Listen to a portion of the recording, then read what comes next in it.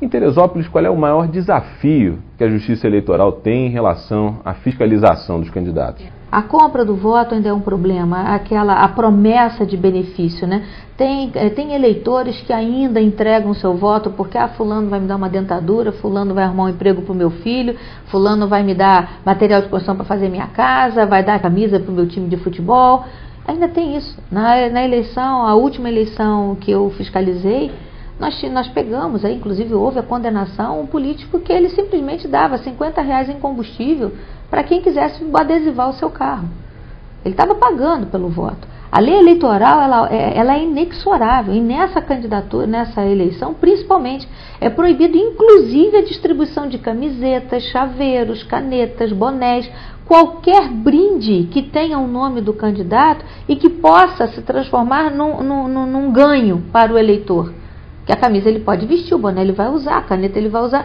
Esses brindes a lei proíbe, dessa vez ela é inexorável com relação à compra de voto. E o que eu sempre falo, acho que o nosso eleitor ele tem que entender que ele vendendo o seu voto, obviamente que aquele político que compra o voto dele, ele não está dando dinheiro do próprio bolso. E ele vai querer buscar esse dinheiro de algum lugar. E ele vai tirar esse dinheiro da onde? Essa pergunta que eu acho que o eleitor tem que fazer antes de entregar o seu voto por um dinheiro, por um benefício ou por uma ajuda qualquer. Porque fulano vai arrumar médico para mim, vai arrumar remédio, vai arrumar isso. Isso é direito. Isso é direito. Eu sempre digo que aquele eleitor que vende o seu bem mais precioso, que é o seu direito de cidadania, que é o seu voto, ele se equivale para mim àquele índio que entregava pedra preciosa por espelho quebrado. É isso que ele está fazendo. Ele está entregando esmeraldas em troca de pires quebrado. Em troca de quê? Porque na realidade aquele político que comprou o voto dele e se ele entra, ele não vai lutar pelos direitos do eleitor. Ele não vai fazer as leis que aquele eleitor precisa. Ele não vai garantir a passagem de ônibus de uma forma módica. Ele não vai garantir a merenda do seu filho, o uniforme, o material escolar, o remédio, o exame que ele precisa. Não vai garantir realmente que ele tenha segurança na casa dele, que ele tenha um tratamento de esgoto, que ele tenha direito a esgoto tratado na porta da sua casa, a água e a luz na porta da sua casa, que ele possa morar em segurança e não ter que ficar na mão de grilheiro e indo para a grimpa de morro ali para com a primeira chuva a casa dele descer e matar a família dele toda. Isso é que o eleitor tem que entender. O dinheiro pago pelo voto é um dinheiro que vai ser tirado do próprio eleitor, porque nós pagamos o imposto. Um professor de Direito Constitucional da UERJ criticou uma proibição que a Justiça Eleitoral fez esse ano em relação ao humor, em relação a fazer caricatura, em relação a fazer desenhos dos políticos.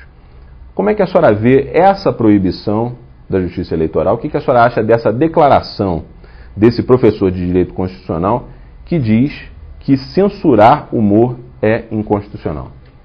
O brasileiro ele é um humorista por natureza, ele é caricaturista por natureza.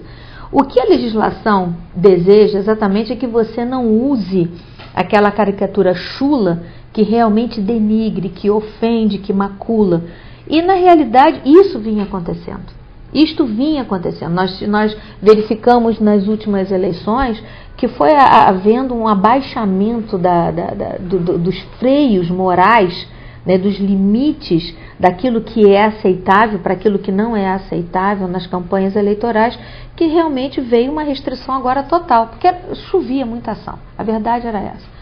Nós ficávamos ali meses e meses e meses, em vez de tratar realmente do interesse do eleitor, tentando lavar roupa suja de candidato contra candidato dentro da justiça. Em relação a essa polêmica aqui em Teresópolis sobre votar ou não votar nos candidatos da terra, como é que a Justiça Eleitoral vê essa questão de se fazer campanha em prol dos candidatos que têm domicílio eleitoral no município? Na realidade, você setorizar votos e pedir para segregar votos em determinada classe, hoje em dia ela é considerada uma propaganda eleitoral. Então ela tem que se adequar a todos os parâmetros da legislação que fazem referência às limitações de propaganda eleitoral. Obviamente que nós não vemos com bons olhos qualquer limitação, embora a gente até entenda a colocação, né, das pessoas da cidade, vamos votar em candidato da terra, tudo para ter um deputado lá. Sinceramente, é a mesma coisa de você querer setorizar em outros quadrantes.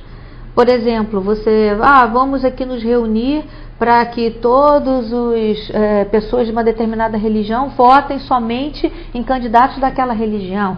Ou então que nós todos de um mesmo sindicato aqui só vamos votar em profissionais daquele sindicato. Você tá setorizando. E aí você está criando aquela coisa que a legislação eleitoral deplora, que é o voto de cabresto. Qual é o conselho que a senhora dá para quem vai votar agora nas próximas eleições em outubro? O conselho que eu dou é o seguinte: primeiro, tente raciocinar em cima do que é a pessoa. Costumam dizer que o brasileiro tem memória curta. Busque o histórico de cada um. Mas nunca foi político. Não, nunca foi político, mas ele é um cidadão. Então você busca, e normalmente em cidade pequena, né, o pessoal que é candidato, o pessoal de fora fica mais difícil. Mas tem sempre a mídia, tem sempre notícia. Busque o histórico daquela pessoa. O histórico da pessoa, ele é mais, vai dizer muito mais daquela pessoa do que as palavras que ela fala.